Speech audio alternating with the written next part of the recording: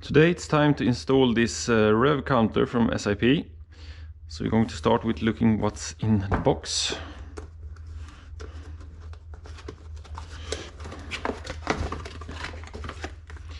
We got a manual, a power box, a button, some extension cables, temperature cable, temperature sensor,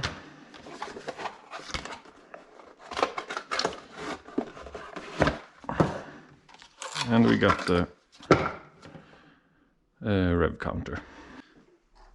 As you can see, it looks very much like the original one, but we have this digital cluster here and here for the fuel, and here you can have the speed or the rev counter.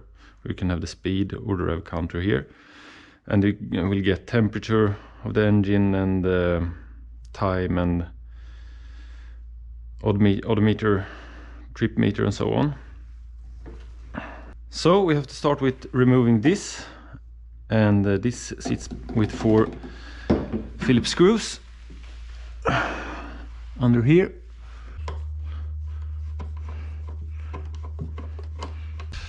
Now with the 4 screws off, we have to try to loosen the wire for the speed wire, like that. So once this wire is off, we have to take this off.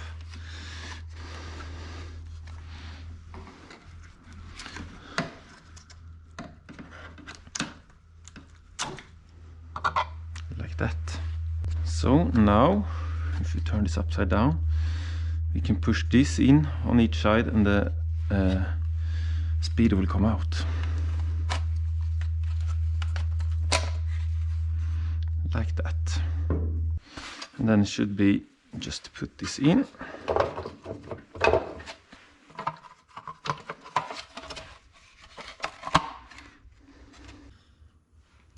All these connectors on the tachometer are different, so you can't put them wrong.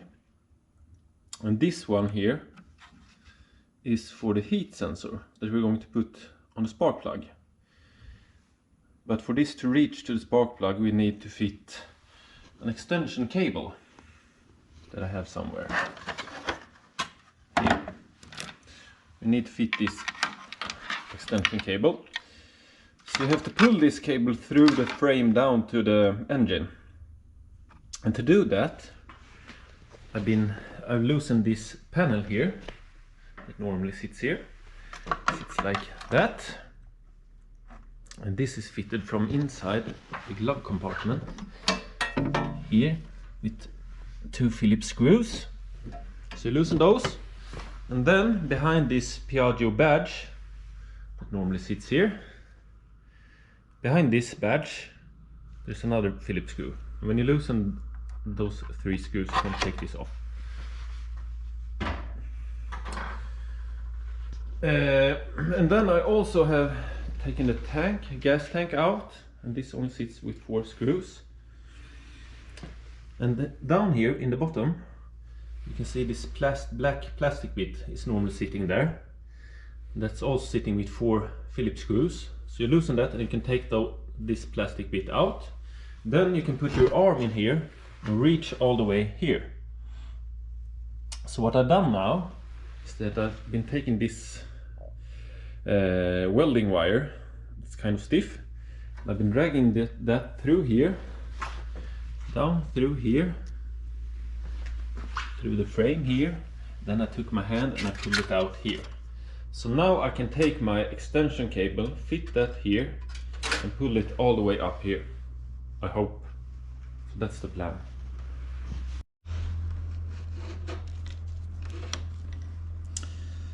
So the extension cable is all the way through. It's a bit of a fiddle to do it, but with a bit of patience you will make it. So now I will take this end and take it out here. So I have it to my spark plug. then I will fit the tank and so on again. Then we can continue here.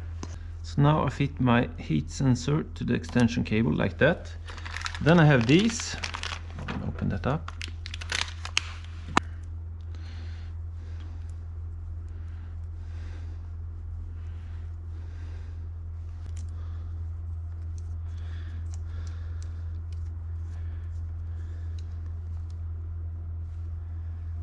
So you put your heat sensor on like that, and then you screw your spark plug back in.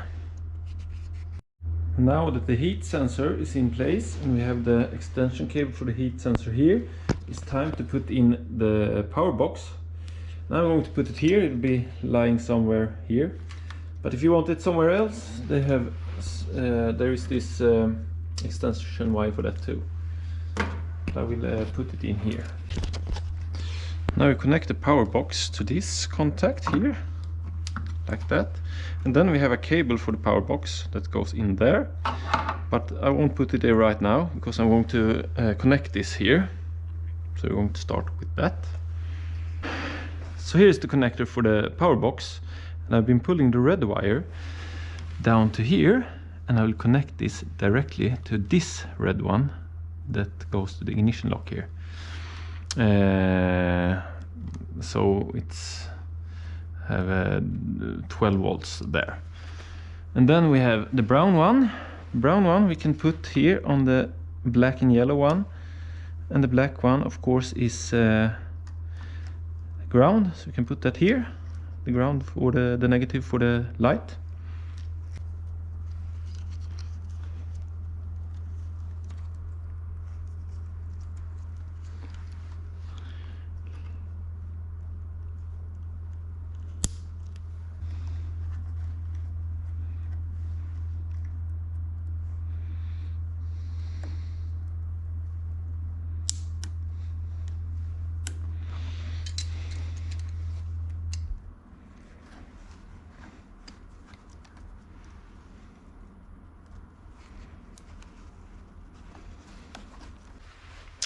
So now we got the brown to the black and yellow in this case, and we get the black to the black negative and the red down to positive here.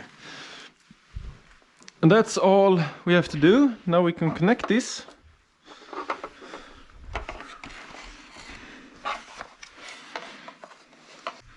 So now I connected all my things. I got the power box here. I got the multi-plug cable, and this, you see, I don't know if you see, but it says 1 2 3 4 5 6 7, and it doesn't say which way. You can turn it how you want, but if you see from the side here, it's a bit higher here. It goes against this. And then we have our push button here, our heating sensor here, and this that we don't use. This is if you have an external speed sensor.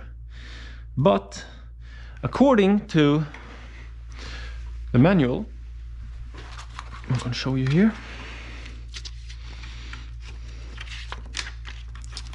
It says that this red wire for the power box connect to the battery DC 12 volts, and that's what I've done. But that's no good, because then you will have this illuminated all the time, even if the ignition is on or off.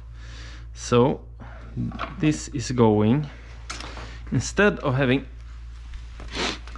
the red cable to the red here, I will put it on the white, because this has 12 volts when the ignition is on and 0 volts when it's off. So I will change this from the red to the white. Now I changed, and the red is going to the white from the ignition lock. So if I turn the key,